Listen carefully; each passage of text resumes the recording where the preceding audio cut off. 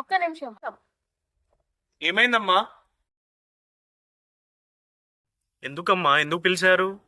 ఏం లేదయ్యా, నావు అడవిలో తప్పిపోయిందయ్యా.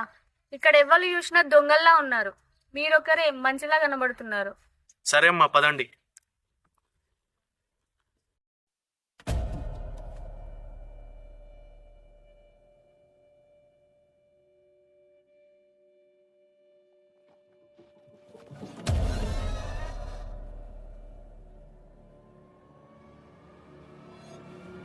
లక్ష్మి, లక్ష్మి, లక్ష్మి, లక్ష్మి, లక్ష్మి, లక్ష్మి, లక్ష్మి,